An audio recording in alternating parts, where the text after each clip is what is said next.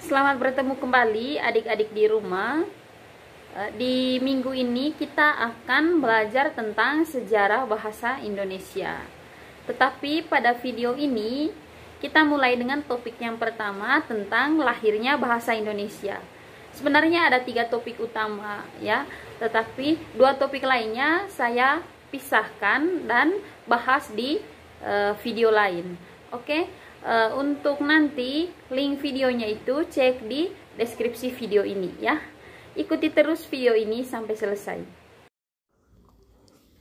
Baik adik-adik di rumah, judul utama materi kita kali ini adalah sejarah bahasa Indonesia. Dan topiknya yaitu tentang lahirnya bahasa Indonesia. Nanti pada judul ini ada beberapa topik yang kita akan pelajari terkait sejarah bahasa Indonesia ya. Yang topik pertama ini lahirnya bahasa Indonesia, topik kedua nanti asal-usul bahasa Indonesia, lalu topik ketiga nanti tentang perbedaan bahasa Indonesia yang baik dan benar. Akan tetapi ketiga topik ini saya pilahkan dalam 3 video berbeda-beda. Baik, kita mulai dari topik yang pertama ini yaitu lahirnya bahasa Indonesia.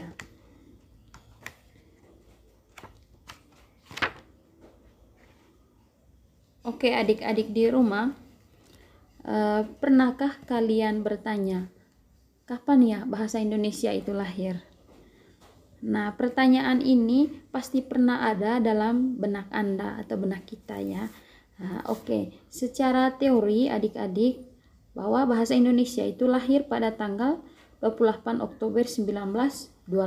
Nah, diceritakan bahwa pada saat itu para pemuda dari berbagai pelosok Nusantara berkumpul dan berikrar tentang Sumpah Pemuda ya.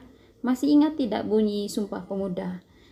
Yang mana yang pertama itu bertumpah darah satu tanah Indonesia. Kemudian yang kedua berbangsa yang satu bangsa Indonesia dan menjunjung bahasa persatuan bahasa Indonesia.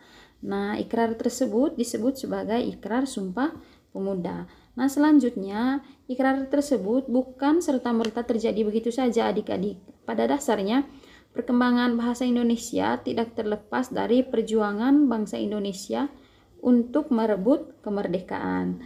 Dan terlaksananya ikrar Sumpah Pemuda merupakan puncak persatuan para pemuda Indonesia.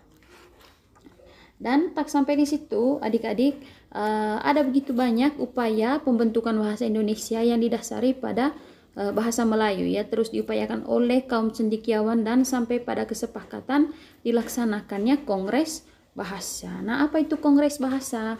Kongres Bahasa merupakan pertemuan rutin yang dilakukan sekali dalam 5 tahun yang diadakan oleh pemerintah dan praktisi bahasa dan sastra Indonesia serta perkembangannya ya. Adik-adik, nah, Kongres Bahasa pertama kali dilaksanakan di Solo ya. Pertama kali dilaksanakan di Solo pada tanggal 25 sampai 28 Juni 1938. Sudah dulu sekali ya, sudah lama sekali. Nah, adapun keputusan pada Kongres Bahasa pertama itu adalah perlunya penyusunan tata bahasa baru yang sesuai dengan perkembangan bahasa Indonesia serta kemajuan ilmu pengetahuan dan teknologi di Indonesia. Jadi adik-adik, bahasa Indonesia yang kita gunakan pada hari ini, pada detik ini itu karena berkat adanya Kongres Bahasa ini. Ya, Kongres Bahasa ini bertujuan untuk membentuk bahasa Indonesia demi perkembangannya, untuk supaya bahasa Indonesia itu berkembang sesuai dengan perkembangan zaman, seperti itu ya. Kemudian selanjutnya setelah Kongres Bahasa pertama yang dilakukan di Solo terlaksana adik-adik, demi kemajuan dan perkembangan bahasa Indonesia meningkat, Kongres Bahasa pun terus dilakukan ya. Beberapa Kongres Bahasa selanjutnya dilaksanakan di beberapa tempat seperti berikut ini. Kita dengar bersama ya, nanti ada 10 Kongres Bahasa yang akan kita bahas. Oke. Yang pertama Kongres Bahasa kedua ya, karena tadi Kongres Bahasa pertama itu yang di Solo. Kemudian Kongres Bahasa kedua ini dilaksanakan tanggal 28 Oktober sampai tanggal 2 November tahun 1945 ya. Dan ini bukan lagi di Solo tetapi di Medan adik-adik. Nah adik-adik, Kongres Bahasa kedua ini menghasilkan beberapa keputusan ya. Ada 3 keputusan utama yang disepakati pada Kongres Bahasa yang kedua. Nah, perlu kalian catat ini. Kongres Bahasa pertama itu Kongres Bahasa kedua itu hasilnya, keputusannya itu yang pertama, keputusan 1. Ejaan sedapat-dapatnya menggambarkan satu fonem dengan satu huruf. Ya, satu fonem dengan satu huruf, maksudnya huruf A, fonem A, huruf B, fonem B itu. Jadi kita itu yang kita pakai sekarang, kita senang sekarang ya, berada pada masa sekarang kita tinggal pakai. Padahal dulu betapa susah payahnya para cendekia bahasa itu untuk membentuk bahasa Indonesia gitu. Jadi keputusan pertama pada Kongres Bahasa kedua yaitu ejaan sedapat-dapatnya menggambarkan satu fonem dengan satu huruf. Keputusan kedua, penetapan ejaan hendaknya dilakukan oleh satu badan yang kompeten. Dan penetapan yang ketiga yaitu ejaan itu hendaknya praktis tetapi ilmiah ya. Itu ada 3 keputusan di Kongres Bahasa yang kedua. Kemudian selanjutnya Kongres Bahasa yang ketiga adik-adik dilaksanakan di Jakarta ya. Dilaksanakan di Jakarta pada tanggal 28 Oktober sampai tanggal 2 November 1978. Nah, Kongres Bahasa ketiga ini mengambil keputusan dan usul tindak lanjut pembinaan dan pengembangan bahasa dalam kaitannya dengan yang pertama kebijaksanaan, kebudayaan, keagamaan, sosial, politik, dan ketahanan nasional. Kemudian yang kedua di bidang pendidikan, yang ketiga bidang komunikasi, yang keempat bidang kesenian, yang kelima bidang linguistik, dan keenam bidang ilmu pengetahuan dan teknologi. Oke, ada banyak sekali keputusan, ada 13 keputusan di Kongres Bahasa yang ketiga ya. Yang pertama tentang kebijaksanaan bahasa nasional ialah bagian integral kebudayaan nasional, perlu segera diadakan Kongres Kebudayaan Nasional. Jadi dituntut untuk mengadakan Kongres Budaya Nasional. Lalu yang kedua, untuk mengarahkan pelaksanaan pembinaan dan pengembangan bahasa perlu dibentuk Dewan Nasional Pembinaan dan Pengembangan Bahasa. Yang ketiga, untuk kepentingan ilmu pengetahuan perlu segera dibentuk Badan Penerjemah Nasional. Yang keempat, diperlukan sarana perundang-undangan untuk mengatur penggunaan kemahiran bahasa Indonesia sebagai salah satu prasyarat profesian kepegawaian dalam sektor pemerintah dan swasta. Yang kelima, perlu disediakan bahasa pengajaran yang bermutu, metode dan sarana pengajaran, dan guru-guru bahasa Indonesia harus segera diberi penataran keterampilan berbahasa serta penggunaan metode dan sarana pengajaran. Yang keenam, perpustakaan sekolah perlu diadakan, perlu adanya evaluasi buku-buku pelajaran mengenai ketepatan isinya. Yang ketujuh, akronim yang dipakai di luar lingkungan khusus hendaknya disertai dengan bentuk lengkapnya. Kemudian yang kedelapan, perlu diatur transliterasi tulisan Arab untuk kepentingan keagamaan, ilmiah, dan umum. Kemudian yang ke-9, awal pelita 3 hendaknya digalakan penerjemah besar-besaran. Kemudian yang ke-10, bahasa daerah perlu diberi tempat yang wajar dalam kurikulum ya. Kemudian berikutnya, mutu pengajaran bahasa asing perlu ditingkatkan, terutama bahasa Inggris. Berikutnya, Pusat Pembinaan dan Pengembangan Bahasa mengadakan kerjasama yang efektif dengan pers, televisi, dan radio dalam usaha keefisienan pengembangan bahasa. Kemudian yang terakhir, bersama dengan Dewan Pers dan lembaga lain Pusat Pembinaan dan Pengembangan Bahasa hendaknya segera menyusun pedoman lafal. Jadi pada saat belum ada pedoman lafal ya, atau penyebutan A sampai Z begitu.